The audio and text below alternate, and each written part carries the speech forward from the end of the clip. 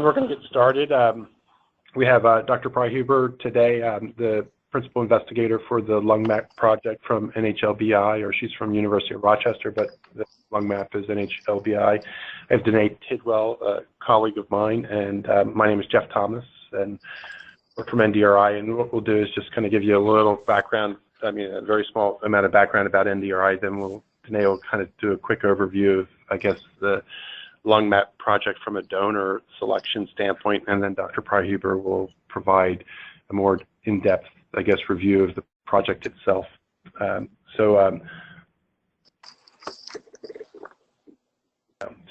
mission, NDRI has been around since 1980, but we're exclusively dedicated to providing human samples for research purposes. We were founded in 1980. We're a nonprofit organization that's governed by a board of directors. We've been funded through various institutes of the National Institutes of Health for over 30 years. On an annual basis, we collect and provide almost 30,000 samples to scientists per year. And one of our metrics is the number of publications or citations of NDRI in the publications. So about 200 annually are referencing NDRI. I was helping them down. Oh, I see. So organizations that support NDRI's programs are listed, and I'm not going to read all the acronyms, but you can see that there's basically 9 centers and or institutes that fund NDRI, and basically we're primarily funded out of the Office of the Director of NIH. So would you all mind muting your phones for this presentation? Yeah, that would be helpful. Yeah. And then we, outside of the NIH funding, we do provide samples to corporations, and we have a number of strategic initiatives that are, in some cases, very disease-specific. Okay. Hi. This is just a reminder if we can all mute our phones. So what I'm going to be discussing is NDRI's role with the LungMap initiative. So LungMap stands for the Lung Molecular Atlas Program. It is a 5-year project which was initiated in June of 2014 and will go through to April of 2019. It is funded by the as Jeff mentioned, and is subcontracted by the Rochester University Medical Center. It requires 210 donor recoveries from NDRI, and I will go into detail as to how those recoveries are broken down. So for our procurement goals, year 1, 5 cases, what we said we were going to recover. Year 2, 35. Year 3, 50 cases, and in years 4 and 5, 60 cases. So going into the donor criteria, so what we're looking for is donors in the age from 22 weeks of gestation to 10 years of age. The donor should not have any high-risk medical history, such as hepatitis B, hepatitis C, or HIV exposure. What we're looking for is for one or both lungs to be recovered with the trachea, along with a pulmonary artery flush. Then we would like for the lungs to be inflated at least 50%, and then shipped with the trachea clamped or taped. Shipping should be on wet ice and preserved UW or ATK and maintained at 4 degrees Celsius. So this is just an overview of the collection process flow. So the potential donor would then be identified to NDRI. The tissue source site is contact our 24/7 call center, and then the donor will be screened against the LungMap criteria previously identified. The criteria would be confirmed that the donor meets it. The recovery forms will then be forwarded to the tissue source site, which includes the OPOs and tissue banks. The recovery would then take place, and then the tissues would then be shipped via courier to Rochester for processing. So overall, LungMap is trying to improve our understanding of normal lung development. They want to decode the genetic variation, develop an atlas of gene and protein expression, and then provide this data of biospecimens through the development of a human tissue core. So potentially develop novel treatments for early childhood lung diseases, and that's the overall aims of the project. And then I will put it over to Dr. Pryhuber, who will go into more detail. Great, thanks very much. I know it's kind of hard on webinars, but if people have questions, if there's any way to interrupt me to ask them, feel free to do that. But I will also try to stay on time as much as possible. Your time is valuable. And I appreciate the opportunity to talk with you about the LungMap and about our human tissue core. We call our core the biorepository that we're creating, the biorepository for investigation of neonatal diseases of the lung, or BRINDL. And this really is BRINDL normal. The LungMap is focused on normal lung development, although in our last steering committee, we did start to talk about accepting abnormal lungs, in particular those that are not normally developed in utero. And I'll get to that a little bit later in the presentation. And I am going to ask for the slides to be advanced, so next slide. I should have said there too, I am Gloria Pryhuber. In just my background, I'm a neonatologist. I've been practicing at the University of Rochester for almost 25 years. And through that time, I'm also a bench and lab science researcher focused on lung development, lung disease, especially inflammatory lung disease, but working both in mouse and cell culture models, and now with the good fortune of being able to work with human lung and human lung tissue and cells. A human is not a mouse. We find that over and over again. We learned many things from our mouse models, some of which translates to human, but much of which does not. The immune system is different. The composition of the cells is different. So to me, as a clinician, as a neonatologist, it's particularly important to be able to understand what's happening in our developing babies, our developing humans. So my first slide there is just to remind you that as a neonatologist, my focus with the LungMap, my interest, has been especially with prematurity, so those babies born less than 37 weeks gestational age. And this little guy looking at you, very cute, but started much younger and smaller, and one of the major problems he had was lung disease. He was on a ventilator for many weeks and on oxygen, now looking much better. And hopefully he'll go home and have a normal life. Next slide, please.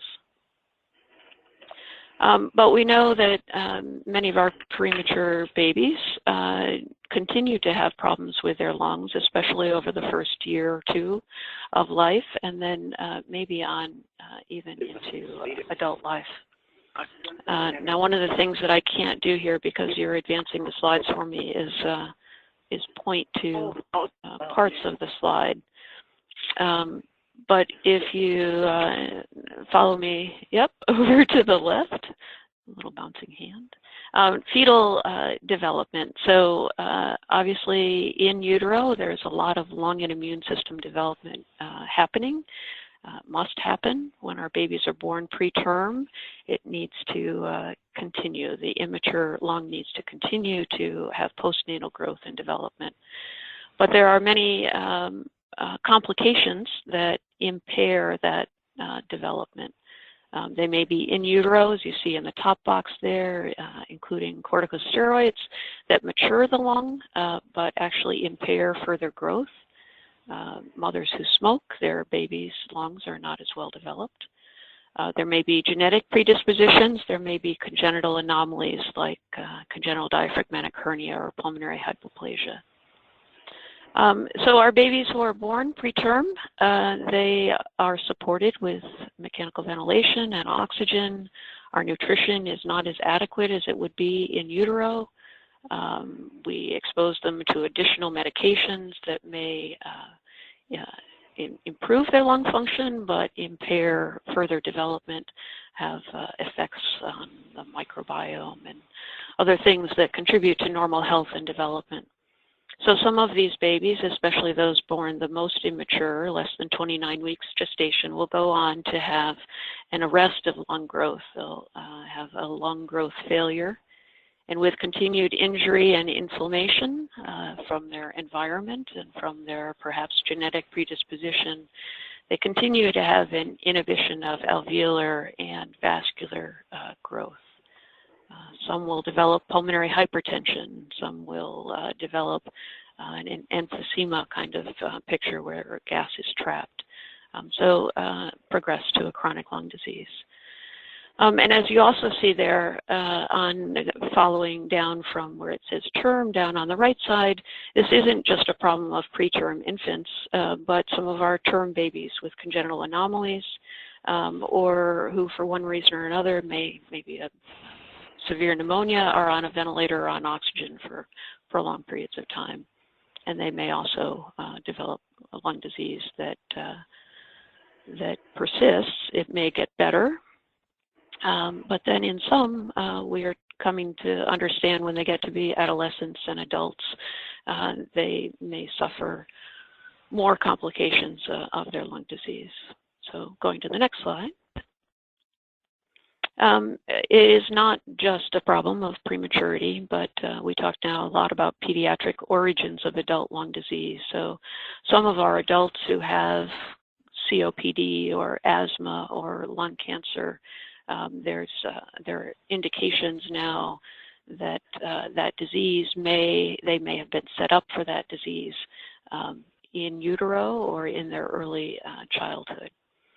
So all of this is just a setup to say that it's important to understand how the lung develops. A lot of that occurs in utero, but there is a lot of lung development that occurs after birth. If you go to the next slide, I think. Next slide. Okay, before I get to that development, just to remind you how the lung is structured. It really is a beautiful organ. Its primary purpose is to exchange gas across the thin membranes of the structures that are called alveoli.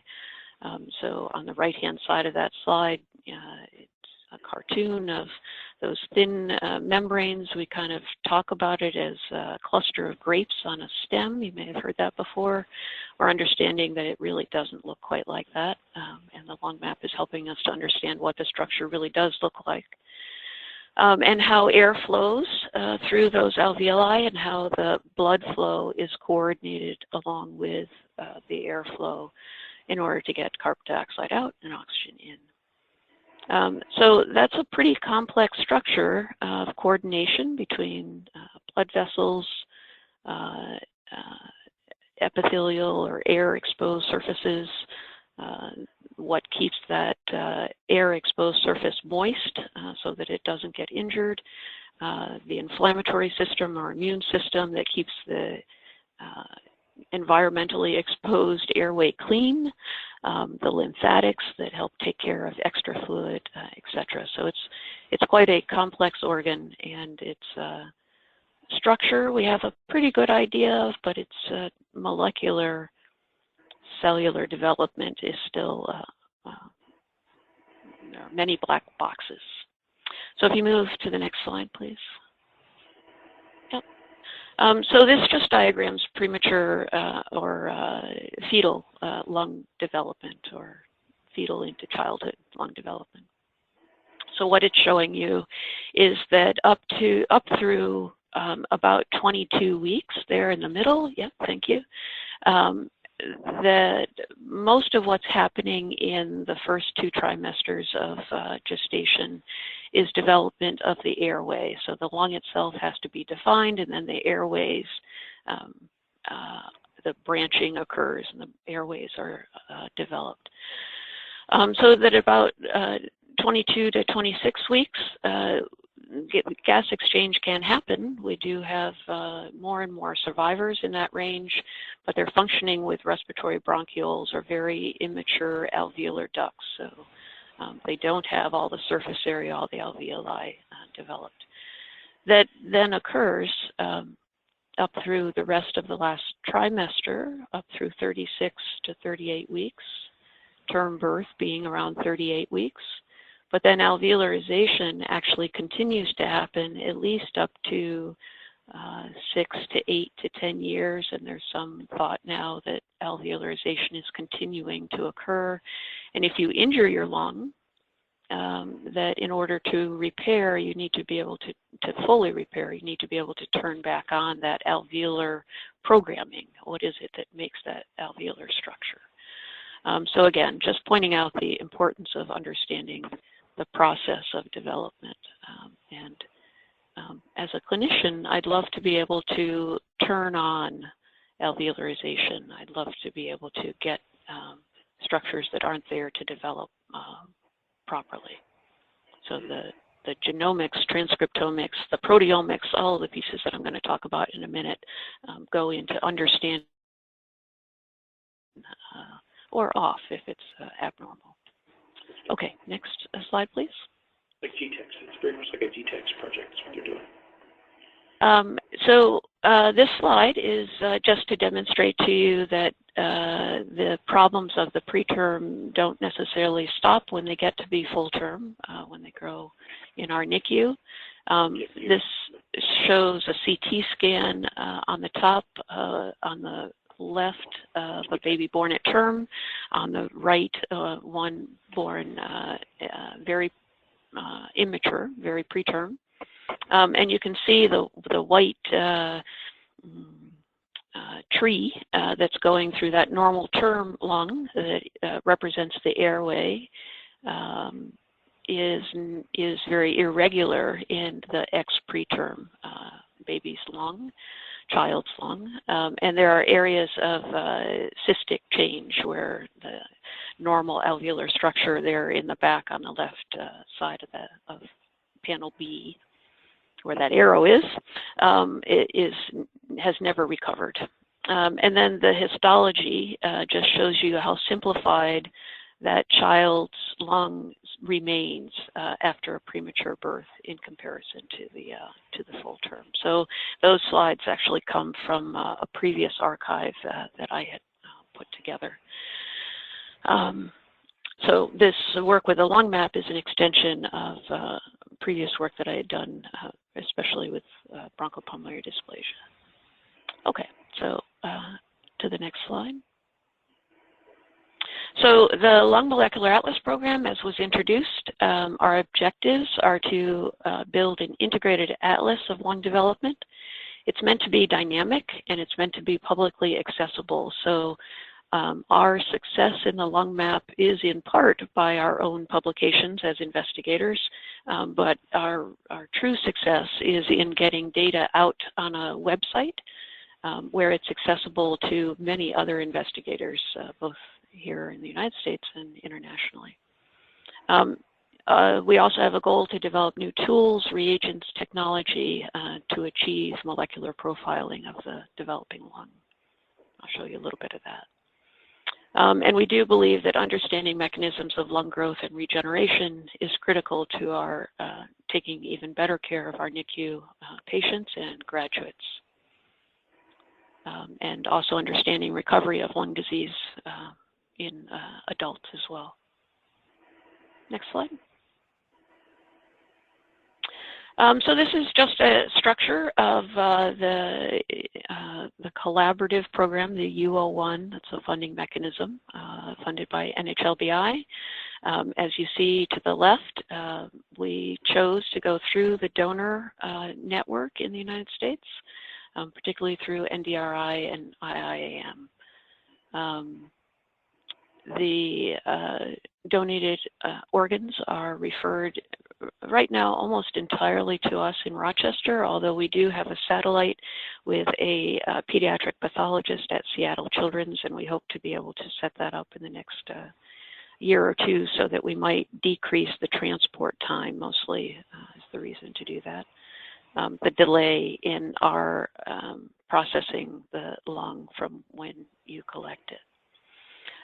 And then just to give you an idea of the additional structure, we as the HTC support 4 research centers, the 4 blue boxes on the right, at the Pacific Northwest Lab, the Children's Hospital LA, Cincinnati Children's, and then a consortium of Alabama, UCSD, San Diego, and Yale.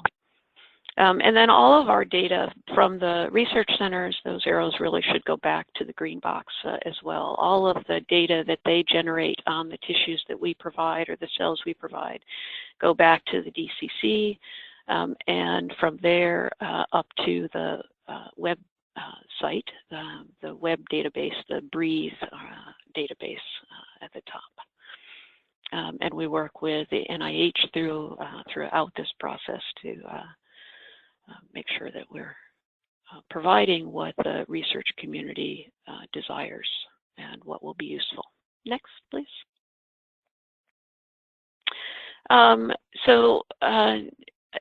I'll just mention this briefly. We talk about omics, so genomics, transcriptomics, proteomics, lipidomics, metabolomics. I'm sure there are others now too.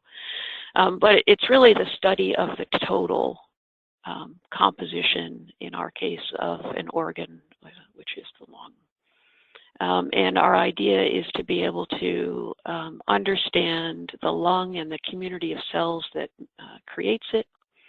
The program, the protein program, I'm going backwards now from the right to the left. The protein program that is generated in each cell, those proteins coming from RNA being translated into protein, that RNA being transcribed from DNA, and so dependent really on the gene sequence, the gene structures, and the regulation of activation of those genes. So the LungMap is really meant to get at each piece of that puzzle, if you will, that ends up giving us a normal lung and a lung that can respond to our environment, respond to our body's need for oxygen, etc. And so our goal at the HTC is to be able to take the organs that you provide to us, process them so that this level of understanding can be attained. Next, please.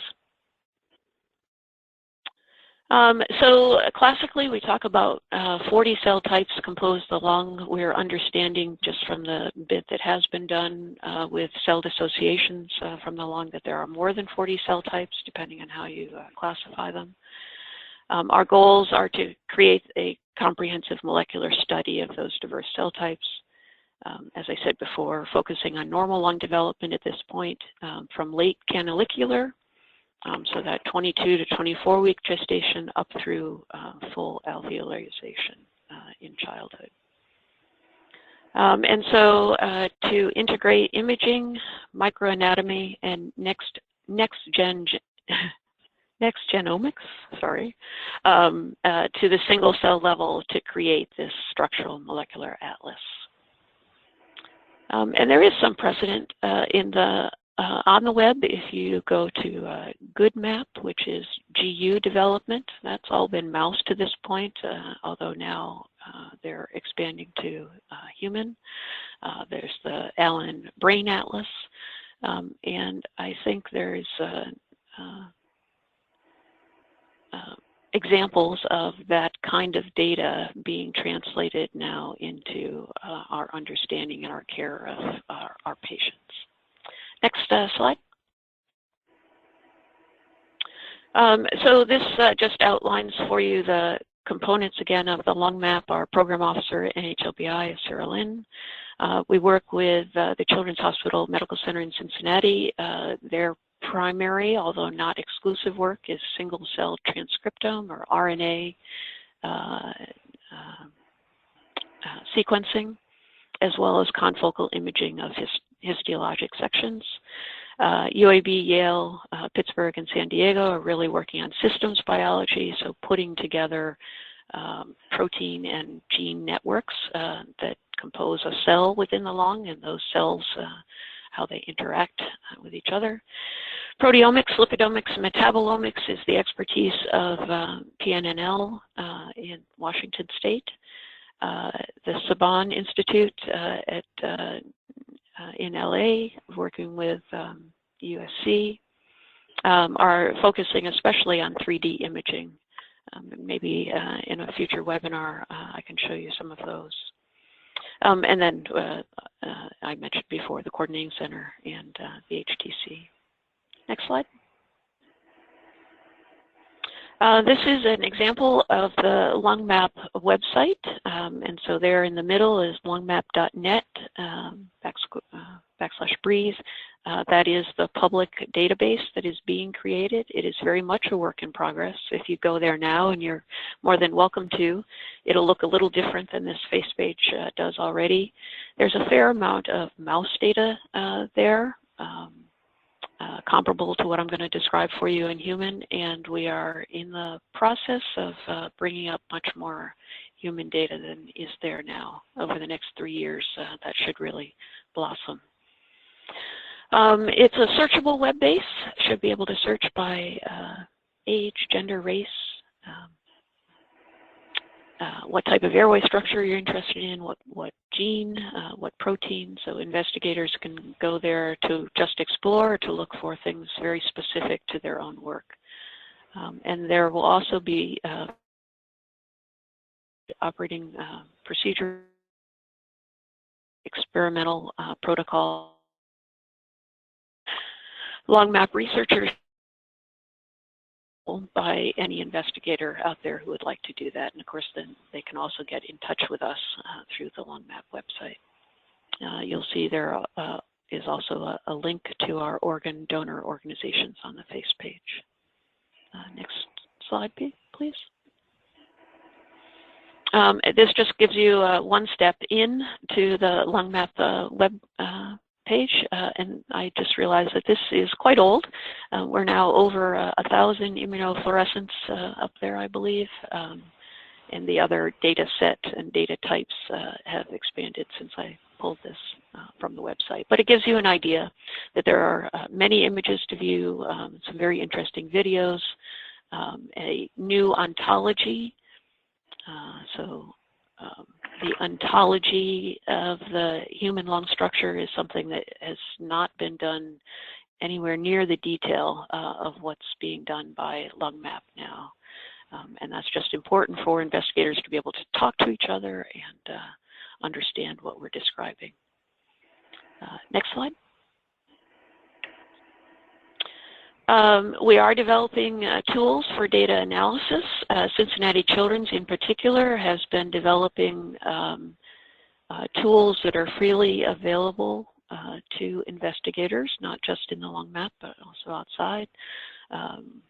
LungGen's gene expression in single cell gives investigators a way to handle the large databases of RNA sequences as well as genomic DNA sequencing. And they have recently published on a pipeline for this kind of large data handling, Sincera, for particularly single-cell RNA sequence profiling. So those are all also freely available for you to take a look at or to describe to your the people that you work with. Next slide. I think that Danae or Jeff already kind of outlined this to you, but this is my idea of our organ procurement pipeline. So we are trying to educate not only OPO staff, but also our clinical compatriots, our obstetricians, perinatologists, neonatologists who will identify especially those preterm cases where the child unfortunately will die, but the lungs can be of great use to us. Also working to educate pediatric intensivists and emergency room physicians who might identify families to be referred to the organ donor network. You do, the OPO, once referring to NDRI, will be in touch with me or someone on my staff to make sure that we're able to take that donation. And I promise you that we will take as many of them as we can. It takes us quite a number of hours. It's quite a teamwork 4 people at a time for almost, it's really probably over 12 hours per case to process the way that we do. So sometimes we don't have the staff, and I apologize for that.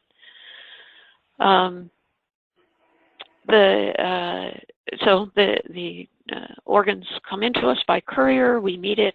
We start with a CT scan once we've reinflated the lung, and then the further processing that I'll get to in a minute.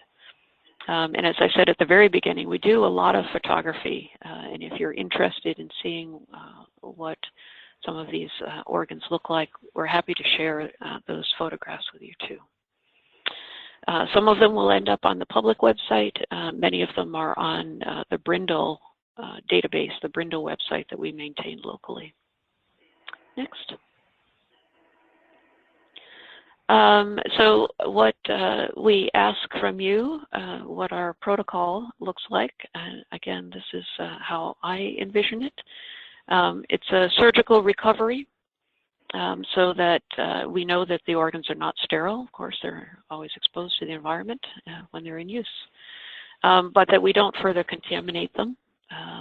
So bringing them through a sterile recovery, or at least as aseptic as possible, is great. End block from mid-trachea through bronchi. We do ask for a ½ centimeter or more of the pulmonary artery, but I want to remind you that that's not an absolute requirement. So if the pulmonary artery has to go with the heart, that is okay for our purposes. We can take the lung without that much vessel. In situ aortic flush, as was just said. We ask that the lungs be partially inflated. It doesn't have to be exactly 50%, but just so they're not fully collapsed, and I'll show you in a minute why that is. Full atelectasis is hard to overcome. We ask you to obstruct the trachea if you can. So that's to prevent too much of that flush from, or the storage fluid from getting into the lung and washing out the surfactant that's there. To prevent blood from getting in, etc. There have been different ways. People often will use just operating room staples, which is fine. Others have tied in cannulas, and that is okay also. I think for the NDRI protocols, we're not yet asking for thymus, spleen, or blood officially. I would like to add that to our protocol, but that's further discussion. Storage, completely submerged, of course, so that they don't dry, and then that they are shipped on wet ice so that they're cold from the time that you recover until we can get to them. Our delivery time interval is within 24 hours of recovery. We will, on occasion, accept a case where we just can't get them any sooner than 24 hours. I can tell you it will be the more preterm, the less well-developed that we're more likely to extend, just because of how valuable and difficult they are to get.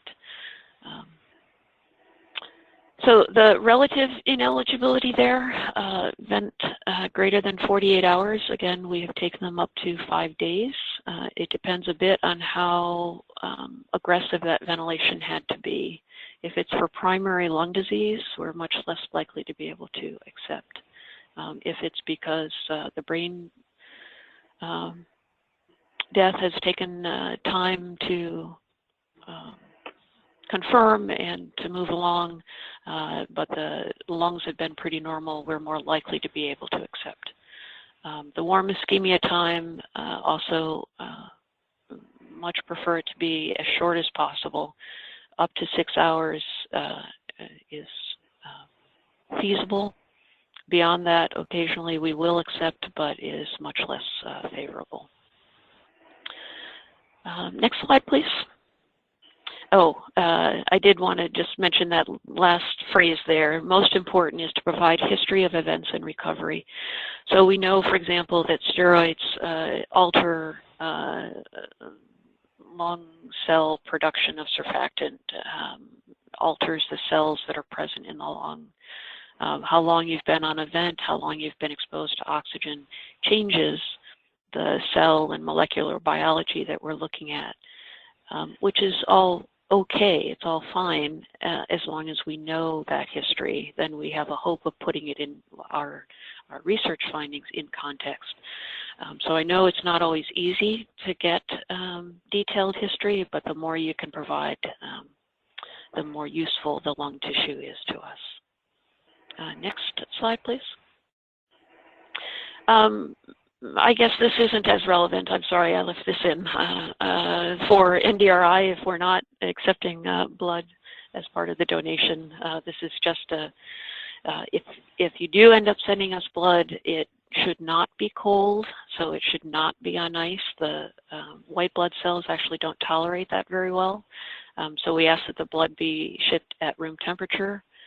This was an example of someone who was creative and put it on the top side of the box. It was protected in a bag, etc. But that's just an alternative. Next slide, please. This is just a reminder.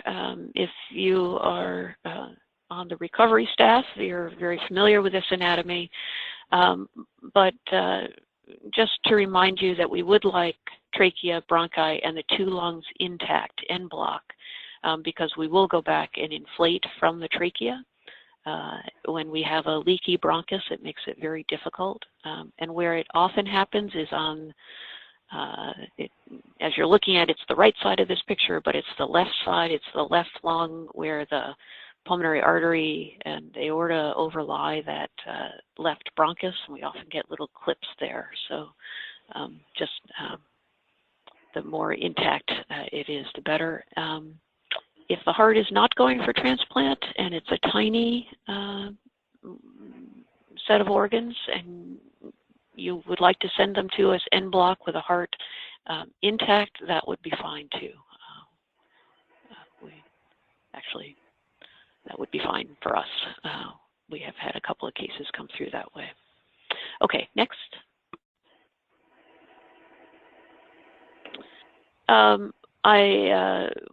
For time and for simplicity, I'm not going to go through each little block on here, but this just shows you that we have a standard protocol by which we take each portion of the lung and the trachea and bronchi, process them in various different ways, providing in those gray boxes tissue back to our research organizations, tissue or cells or homogenates, paraffin embedded or frozen, so that they can be used in many different types of assay. Next slide, please. And this is just a visual of that. So as I said, we start with a CT scan. So on the left side, you see a mostly inflated. There's one lower lobe there that's quite white that's not inflated. The rest is a nice CT scan of inflated immature lung. We have folks that are doing analysis of those CT scans, getting measurement of numbers of branches of airways, lengths, diameter, etc., so that we can understand the growth and development that's normal and perhaps abnormal in a hypoplastic lung, for example. In the center, just an example, each portion of lung we catalog, so we know our slices, we know where they came from, we know where our blocks that we then send for histology, where they came from. So we actually have the potential of mapping them back even to the CT scan so that we know where the gene expression is happening in the whole lung. And it may vary from the top of the lung to the bottom, for example. At the bottom, just example of a simple stain and then immunohistochemistry to the right. And then on the right, cytometry that allows us to take cells that we've dissociated from these lungs and identify CD45, for example, in that A box are white blood cells. In the D box, that EpCAM positive T1 alpha positive or negative. Those are epithelial cells from the lung. We can sort those. We do sort them and send them off as enriched populations of cells, so epithelial, endothelial, mesenchymal, and white blood cells. We either sequence their RNA here, or we send them off to Cincinnati where they will sequence, or we send off protein homogenates of those enriched cell populations to PNNL for the omic work that I mentioned before, for the proteomics, lipidomics, metabolomics. We've generated some data in the last 6 months that has never been done in human before, not only in pediatric, but it hadn't been done in adult, in terms of what proteins, what lipids, and in what relative concentration are present in these lungs at currently at one gestational age, or I'm sorry, one postnatal age, but it will be across a timeline of development. Next, please. This is an example of, just to give you a sense, you send us these lungs and they may not look terribly pretty to you, but when we inflate them, they become, again, very pretty, very light, air-filled structures that are perfect for the work that I've just described to you. Next slide. This is just an example of one, again, where the lung didn't look very good when you sent it or when it arrived to us, but as we went to inflate it, turned out we could only inflate one side because the airway had been damaged on the other side. But we worked on that one side. The picture in the lower left there are still some islands of atelectasis or lung collapse. But we work with that a little bit more, and we're able to get it back to full inflation. So that's important for our CT scans, but it's also, it gives much better histology than has been done in pediatric lung before. In most studies that have been done before are just, they're biopsied. They're portions of lungs that don't get back to their full inflation normal state before they're fixed. Next. This is an example of one that we accepted so this baby was born at 23 weeks, survived in the NICU, but then died of a brain abnormality, but has bronchopulmonary dysplasia. And this is one of the chronic lung diseases that we're trying to understand. Why does this lung look so cobblestoned? And the histology looked very abnormal. There was a lot of scarring, etc. We were only sent one side for this lung, but we'll do the best that we can, both with histology and single cells, to be able to compare to the normal. So that's part of where we're going with this study. Next slide, please. I'd want to keep an eye on the time, Jeff. Okay, I think we're still good. Yeah, We're all right? Okay. As I mentioned, CHLA, Children's Hospital LA, the Saban Institute, are spending a lot of their effort in improving our ability to image lung tissue in general, and especially immature lung. The CT scans that I'm doing takes us down only to maybe the 7th to 10th generation of lung airway branching. Really doesn't take us down to the alveolar structure, not in a way that you can measure those alveoli. So they're working on ways to do micro CT to get down to that alveolar structure, to be able to count alveoli, to be able to look at changes from that saccular stage to a true alveolar stage, and what does it take to do that.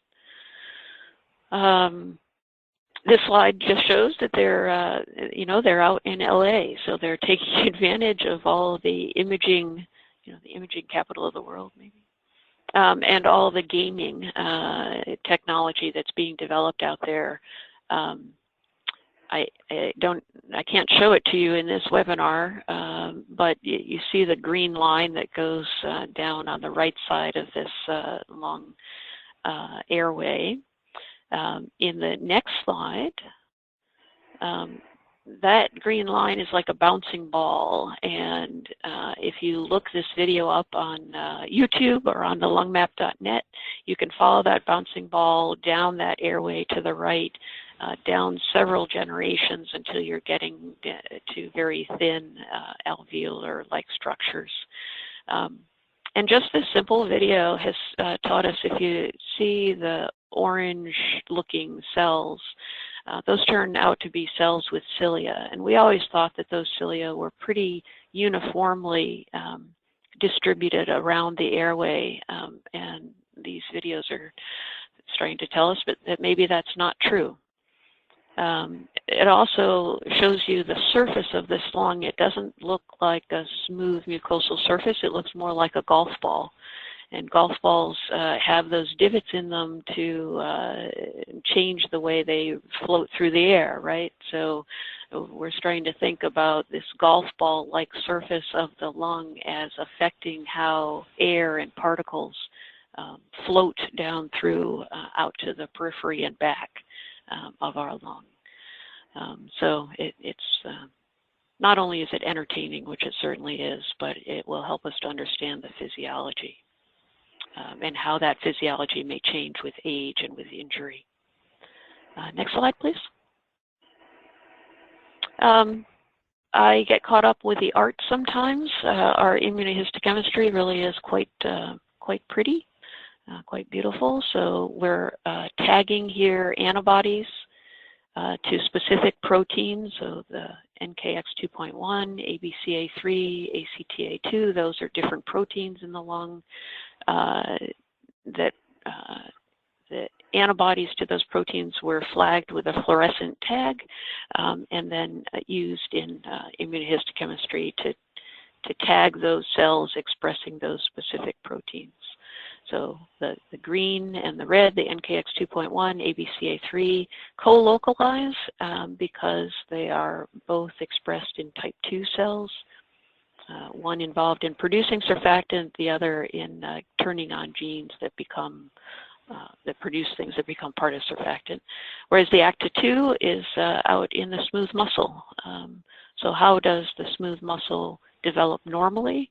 And how do we get fibrosis in our preterm babies would be something we'd answer with this kind of immunohistochemistry. Next slide, please. And if you notice, those were at slightly different ages for comparison. We're also taking the lungs and dissociating them, as I said before, into single cells, and then looking at RNA expression of those enriched populations. The graph in the center there, each of those balls represents a different population of cells, and the position of the ball is determined by the RNA sequences that are expressed in them. And what you can tell there is just that we've got very well-defined populations. They're very different from each other in terms of what genes they express. The chart to the left shows you that the endothelial cells have over 1,300 differentially expressed genes when you compare them to a mixture. The epithelial cells differ by their gene expression, etc. And to the right is just a heat map.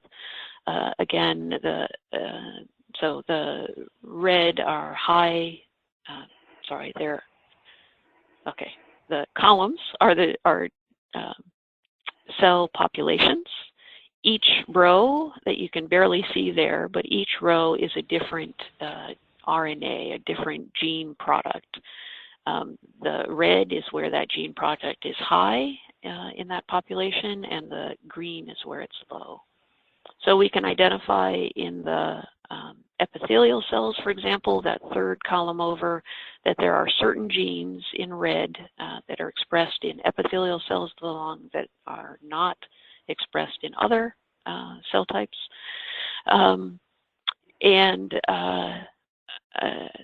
True for the other cell populations. So this will allow us to put together networks of regulatory factors and produced things like surfactant that are important for the integrity of the lung. Okay, next slide. As I mentioned, we can put those together in networks so we can identify how cells are similar to each other and how they're different from each other. What are the networks of signaling that are important for an endothelial cell to not be an immune cell, etc. So there's a lot of software out there now that will allow you to look at these databases of genes and understand how they relate to each other, how those genes and proteins relate to each other. So we'll be able to apply all of that technology to the LungMap data. Next slide. This diagram is actually what I showed you just a minute ago was RNA. This is actually protein. So we are able to cluster proteins and identify, for example, in the center, 490 genes that each of these cell populations express. Those proteins are integral to all of those cell types. And then the orange circle to the right are those that are in the inflammatory cells. The green to the left are those proteins that are in the endothelial cells. In some ways they overlap, and in some ways they're very unique to those cell types. So again, the ability to understand what each cell does and how to regulate it becomes possible when you can pull them apart like this. Next slide. And then technology continues to move, and now not only can we sequence RNA in populations of cells, but we can sequence RNA in individual cells. So what you're seeing in this photo is one single lung epithelial cell. It's green because it's alive. That's a vital product there, makes it glow green. And the network that you see around that is the capillary system that allows us to capture one cell at a time and then be able to isolate RNA from that single cell and then be able to sequence it. So between work that we're doing here in Rochester and especially in Cincinnati, we will be able to sequence individual cells of these dissociated lungs. And that's just hugely exciting. Next slide, please. And this is the kind of heat map, one of the ways to be able to wrap our heads around all of that RNA sequencing data. This happens to be in mouse. This was generated in Cincinnati. It's mouse lung that was dissociated at embryonic day 16.5. In this case, there are very thin columns here representing 146 different single cells. They've been, and then each row is an individual gene or an individual RNA, and the cells have been clustered by the RNA that they express. So you can see these patterns. Again, the red are genes that are highly expressed, and the green to red pattern identifies different cell types that are expressing RNA that defines that cell type. And you can see to the right some names that are given to those individual cells. So over gestation in the mouse, this has been described. These gene sets are available, and we're going to now be able to provide similar gene sets in human tissue for comparison in human cells. Next slide. So we're coming to the end here. Our goals, to restate them, are to understand mechanisms of lung growth and repair in humans. I didn't talk about stem cells, but some of the cells, of course, that we're identifying are stem cells, and this gives us an opportunity to explore who they are, what they express, to be able to isolate them, to be able to work with them in cell culture as well, and understand what they mean to the lung, and perhaps they will help us in treating lung disease. To learn developmental patterns of lung and cell growth, both in the normal and the abnormal lung, to control and prevent lung injury, and ultimately to improve our repair and regeneration of failed lung development. We do need your help. Tissues lung less than 22 weeks has been readily available, and there's a fair amount of research going on that has gone on. And then adult lung has been available for quite some time. But childhood and especially immature organs have not been widely available, and we're asking for your help to try to change that. It's different, I think, in many ways from perhaps what you're used to doing. And these aren't donations for organ transplant. They're not eligible. But I hope that I've convinced you that there is very much for us to learn and a lot of value to those tissues for research. 22 weeks to 37 weeks are preterm population, and then birth to childhood, primarily focused on normal, but we will be entertaining donations where the lung is abnormal, especially if growth has been abnormal from a congenital anomaly. Maybe it's kidney anomaly where the lungs also don't grow. So refer and ask us. As much of the clinical history as possible, as I mentioned. Yeah, and I think I already said the last 2 bullet points. So next slide. And I would just like to acknowledge and thank our Department of Pediatrics here at the University of Rochester Medical Center, the George Washington Goler Chair that supported me for quite a while, our biostatistics, computational biology, and integrated research computing network that allows us to track in great detail the inventory that comes from these donated tissues. We're very thankful to the families. We're very thankful to you for making this possible. I am always available to talk to families if they would like to do that. And then, of course, acknowledging our funding and the LungMap Consortium. Next slide, please. It does take a bit of a village. This slide is probably not quite complete, but there are several labs here at Rochester and a number of investigators who pull this together. And then our collaborators at Seattle, Brown University, and IAM and NDRI.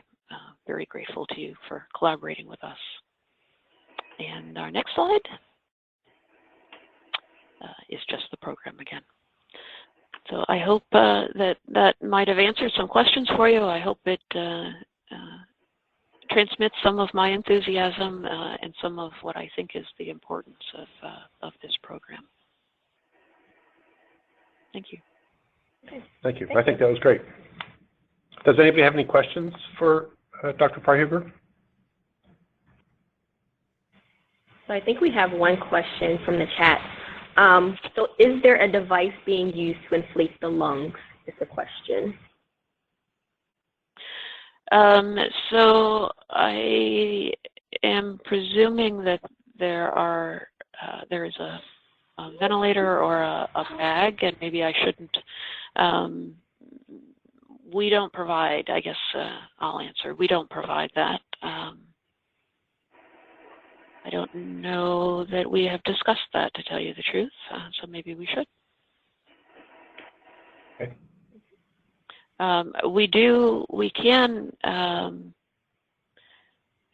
one of the OPOs, fairly early on in the program, sent along to us with a nice little cannula that was tied in that has a Heimlich valve on it that then would connect to a syringe. So those actually are very useful. We use them as we're working through the process too. We actually intubate with an endotracheal tube and a handheld ventilator. But I could share the information about those, and for the smallest lungs, they would definitely help you to maintain or to increase the inflation of the lung. Sure, that'd be helpful. Great, yeah. Any other questions? Okay, so if there's no other questions, I mean, one of the things I just wanted to say is we'll send out to all the registrants basically a participation log, and then what we can do is send you a certificate identifying the contact hours, which is an hour, or contact hour, for your continuing education credits. So I think this was very helpful. I'd like to think that we could do a series of these, and Gloria, if you give us updates as the project progresses, I think it could be helpful to keep the interest. Definitely, yeah. I'd be happy to bring back data and bring back experiences. It's easiest for me to answer questions. So, you know, if questions come up along the way, please send them on through NDRI, or if it's all right, you can contact me directly. Yeah, happy to share what we're doing.